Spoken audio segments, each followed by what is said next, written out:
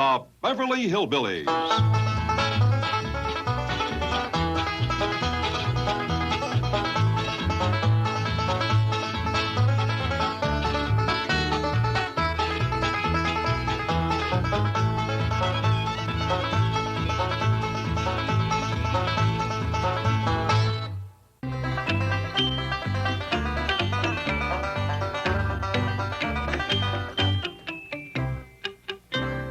Come on in, Shorty. I'm gonna call that doctor that turns water critters back into people. I fetched your robe for you. You might catch cold. That cough is getting worse.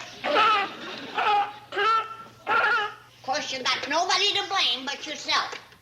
I warned you not to let that frogman get you in the water. You're just lucky he didn't turn you into a frog like he done the others. Hello? Can I speak to Dr. Klingler, please? Oh, mercy. He is. Well, thanks anyway. Goodbye.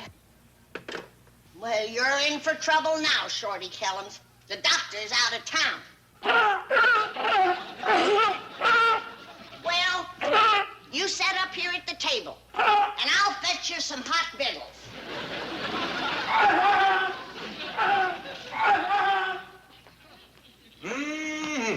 Smells like corn, bone, hog jowls, and turnip greens. How soon is victuals? Nobody gets fed until I take care of that poor little fellow over yonder. What's he doing up at the table? Waiting for hot victuals. Mark feeds him raw fish. You can tell that 5 feet away. But from now on, he gets treated decent. You don't feed our kind of victuals to an animal like that. Don't call him an animal. That's what Mark calls him. It's Mark that should be called an animal. His name is Shorty. Right fitting name. Well, let's get the bathrobe off him. No, you don't. He ain't sitting in my kitchen, jaybird naked. He ain't supposed to wear clothes. He's a water critter. Thanks to your friend, the frogman. Well, Mark says when we go to farm in the ocean, critters like him will be dandy little workhorses. Mark Templeton is an inhuman monster. Now, Granny. Who's his next victim gonna be? Me? What's he gonna do, turn me into a turtle? You ain't making sense. I'm gonna take this little fella back down to Cement Pond. You keep your hands off of him and get out of my kitchen. But Mark says he belongs in the water. You send Mark in here to see me. I got a few words to say to him. Now, Granny, don't fly off the handle. You send him in here. I ain't in no mood to be crossed. Okay. Okay.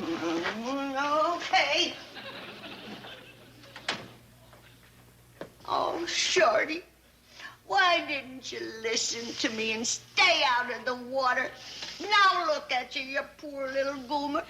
You can't go back to Silver Dollar City and run a hotel looking like that. What's she doing with the seal in the kitchen? I don't know, but she wants you in there, too. Uh-oh. Looks like I'm gonna catch the dickens. I'm afraid so. You want me to go in with you? No, seal was my idea. I'll face the music. We ain't likely to get victuals till you do. Oh, let me give you a little tip. She has named the seal Shorty. Thanks, I'll remember. Come in. Hello, Granny. Hi, Shorty. Something sure smells good in here. Well, it ain't him. I can tell you that. Shorty, you shouldn't be in the house. I'll put you back in the pond. No. He's sitting right here and gonna eat hot victuals. Nothing but raw fish for him. Now, let me tell you this. He ain't going back to the cement pond, and he ain't eating no more raw fish. Well, Granny, if you feel that way, I'll just take him down and drop him in the ocean. That does it. Now, hear this, sailor boy. I'm going from a shotgun. And when I come back, Shorty Kellums better be sitting in this chair. And I mean Shorty Kellums himself. And not this poor-looking, pitiful critter. Well, I'll do my best. You heard her, Shorty. Let's go find the other Shorty. I wouldn't go in there yet, Shorty. Ain't victuals ready? They might be, but Granny ain't. Shorty, come here, quick.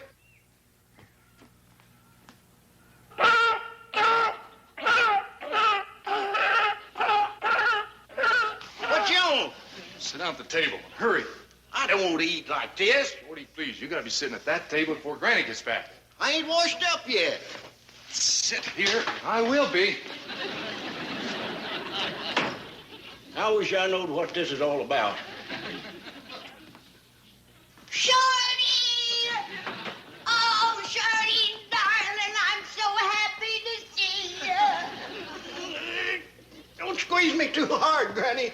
I'm awful holler. I ain't ate since morning. Shorty, I'm gonna give you the greatest meal you ever had in your whole life. Hallelujah. It'll make you forget what that frogman done to you. You mean Mark? Mark the monster. He ain't no monster. He's a nice feller. Shorty, have you forgot the terrible thing that he done to you? He didn't do nothing terrible. In fact is, Granny, he's an officer and a gentleman, and I like him. You do, huh? Yes, Mom. Now, how about that meal you promised me? Okay. Here you are. I don't think I'd call this the best meal I ever had. Well, I'm glad to hear you're out of that straitjacket, Miss Jane. Now, when I come down to take out my money, it won't upset you all over again, will it? Of course it won't upset me. I'm perfectly fine. That straitjacket was Mr. Drysdale's invention. Oh, he's a clever fella. It fit you real good. Oh, he's clever, all right. He's my #1 nemesis. Well, I'm glad to hear he's your friend. I'll see you down the bank. You going to the bank, Jed? That's right, Shorty. I'm going to take out some money. I'll drive you. I'm going to take out something myself.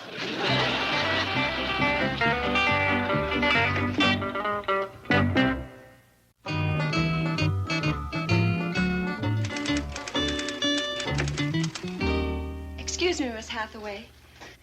Here's the certified check you ordered for $48 million, charged against Mr. Clampett's account. Thank you, Miss Gordon. This is a moment of great triumph for me. What do you mean? A similar check was issued earlier. But to keep Mr. Clampett from using it, that unprincipled scoundrel had 2 guards force me into a straitjacket and gag me. And then he told Mr. Clampett that the idea of his withdrawing all that money had driven me mad. What a terrible man. Indeed he is. I shall take great delight in watching him scream and yell and climb the walls in fury and frustration. Can I watch too? Oh, be my guest.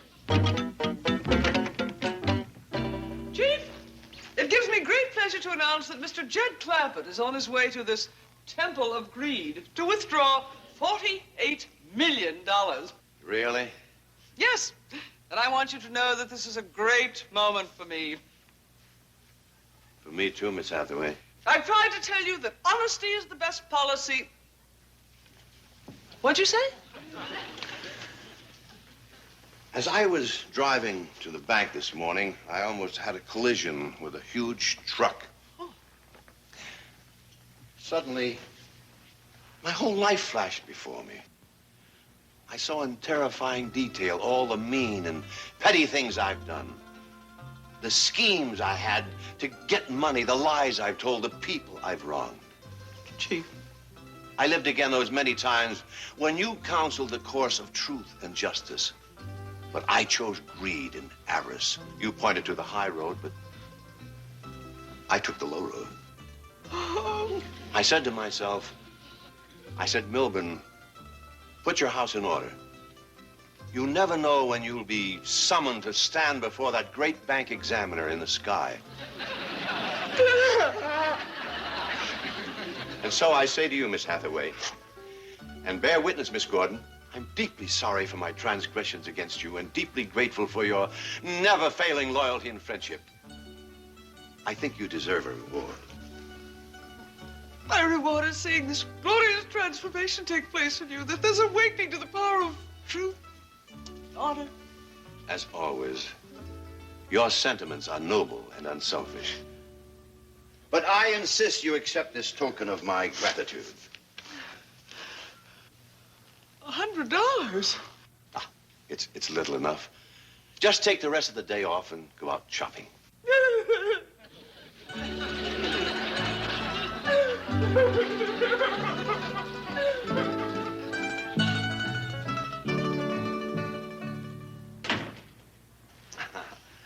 Do you like working here, Miss Gordon?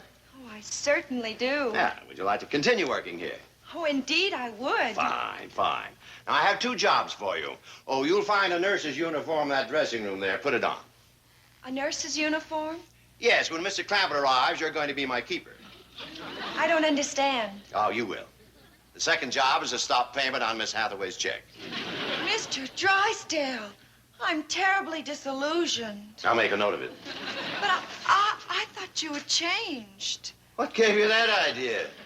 Well, you said your whole life flashed before you. It did. I loved it. Now get in there. Yes, sir.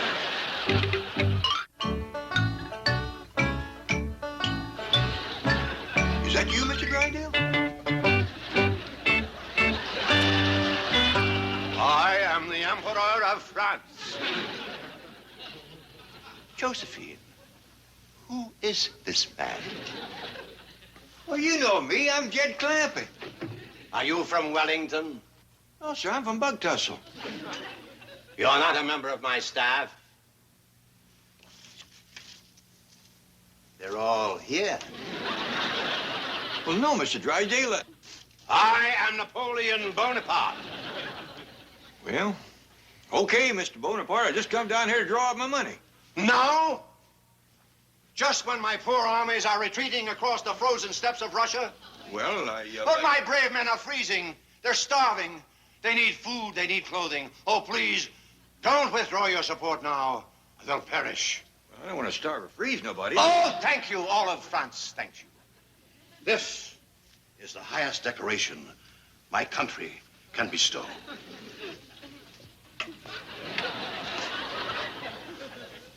I think I better be going. Wait, I have another medal for you. Well, you keep it, Mr. Drysdale. It looks real good on you.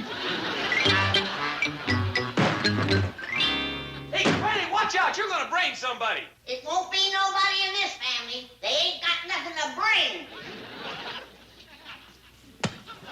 Put all my stuff in the truck. You're driving me to the airport.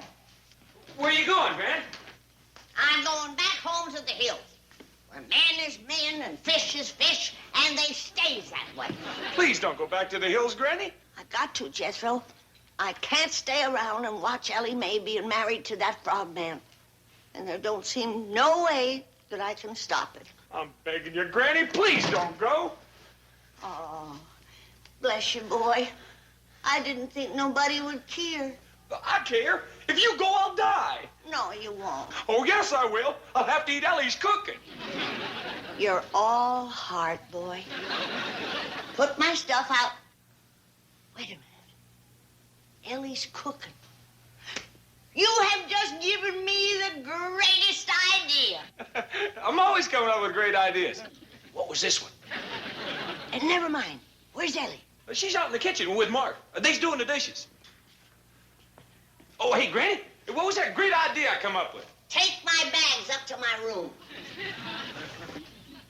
Mark, my, don't you look handsome? And here's pretty little Ellie Mae in her apron. I declare you two are the picture of domestic bliss. Well, we thought the least we could do is wash the dishes. Yes, ma'am, after that wonderful meal you cooked. Look who's calling who a wonderful cook. As if you ain't never tasted any of her victuals. I never have. You're joking. No? Ellie Mae, am I to understand that you have never cooked a meal for this man? You always told me to stay out of the kitchen. Until the right man come along. And here he is. Now, show him what you can do. How about I cook supper for you tonight, Mark? Wonderful. What would you like? Well, why don't you make him one of your out-of-this-world meatloaves? That's her pa's favorite. Well, Pa says you can't eat it. You can't beat it. Yeah, that's what he says, all right. Well, what else should I make? Why don't you make him some of them great big donuts? I love donuts. Oh, hers ain't to be believed. Sounds like I'll be in heaven tonight. Oh, we won't let you eat that many.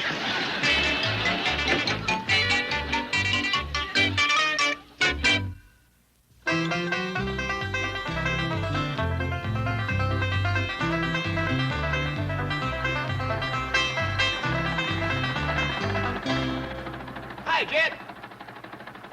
Shorty, what you doing with Mr. Drysdale's nurse? When I went looking for you, I found her and fetched her home for a swim. Actually, Mr. Clampett, I came to give you this. Well, doggies, this is my check for $48 million. Mr. Drysdale must be all right, good as ever. Well, he's as good as ever. But I wouldn't call that all right. Jed, you reckon Ellie's got a swimming suit that fit this little doll? I reckon so. Come on in. You will stay for a swim, won't you, Liz? Well, I might as well, Shorty. I'm going to get fired anyway. How come? Well, Mr. Drysdale doesn't know about that check. All right, Miss Gordon, you can change out of your nurse's uniform. Miss Gordon? Dear Napoleon, welcome to Waterloo. The check and I are at Mr. Clampett's. Au revoir, Josephine. Kill her! That's right, Shorty. Show off for your new girlfriend. Come on. I see you brought home another seal. Yeah, Shorty, you're getting lonesome. Granny's gonna hit the roof. No, she won't. She likes me now. Granny does? Yeah, we're great friends. Since when? Since I changed out of my uniform. And that done it? It sure did. She walked into the kitchen, saw me dressed like this, and we were instant buddies. Well, if that don't beat all. This is really my lucky day. Ellie's cooking supper for me. Whose idea was that? Granny's? Uh-oh. Something wrong? Not yet. Granny said Ellie's cooking is not to be believed. She's right about that. I'll see you directly. You ready, Liz?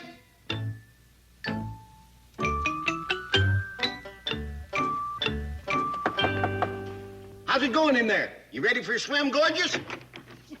No, I ain't. No, I'm sorry, Granny. I knocked on the wrong door. You sure did. You ain't getting me in that cement pond. Granny, I thought you was my date. I wouldn't date you if you was the last man on earth. Listen, Granny. Now you listen. If you ain't got sense enough to stay on dry land, that's your bad luck. But don't try to change me into no water critter. I wouldn't do that. And quit trying to lure me into the pond with that sweet talk. That's who I was talking to. Yonder comes my date. I'm ready, Shorty. She's your date? That child? Why, you look like her father. I do? He must be a handsome rascal. Now, Elizabeth, this here's Granny. She knows your father. Really? Don't pay any attention to him. And don't go in the water with him. It's dangerous. Oh, I'm an excellent swimmer. Yeah, come on, Liz. Honey, it ain't that. When he gets wet, he turns into the funniest looking little water goomer you've ever seen. I don't care. I think he's kind of cute. But wait a minute. If that don't scare you, listen to this. There's a great big frogman down there. Really? And if you get into the water with him, you know what will happen? Well, I've got a pretty good idea. I used to date one. Come on, Liz. Coming, Shorty. The whole thing sounds real groovy.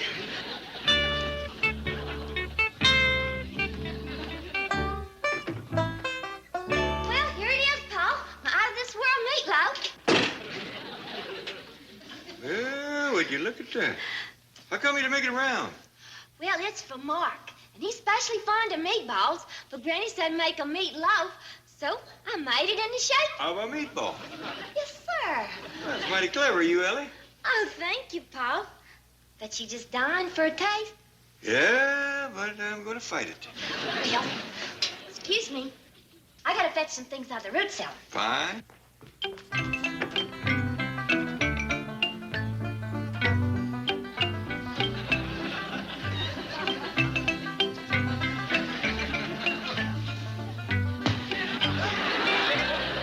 Ellie, how you coming with that? See you Hold later. it, Granny. What'd you say? I said hold it. All right, I'll hold it. But what is it? It's that meatloaf you had Ellie make for Mark to eat. Only I'm going to make you eat it. Oh, you wouldn't do that, would you, Jed? I won't on one condition. You make another one that looks just like that, only good. Well, what will I do with this one? Get rid of it. And another thing, tell our company that supper will be a little late tonight. You're a hard man, Jed.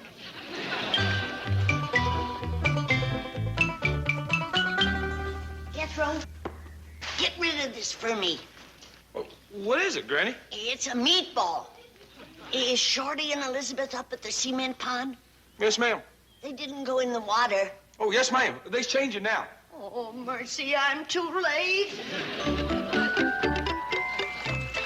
Shorty, Elizabeth, where are you? Shorty, why did you have to do it again? And Elizabeth, I pleaded with you. You were so pretty. Now look at you. Shorty, you old rooster. Can't you get your mind off of that for 1 minute? Hello, Granny. I'm looking for Mr. Clampett. What kind of a get-up is that? Oh, never mind. I have to see Mr. Clampett about a check. Well, he's around here someplace. I'll find him. Oh, have you seen anything of a beautiful brunette secretary from my bank? Is her name Elizabeth? That's it. Where is she? Swimming with Shorty. Come over here, Elizabeth. Your boss wants to see you. This is Elizabeth? Ain't she a mess? You remember Shorty Kellums. He runs a hotel back in Silver Dollar City. Ah, yeah. Swell.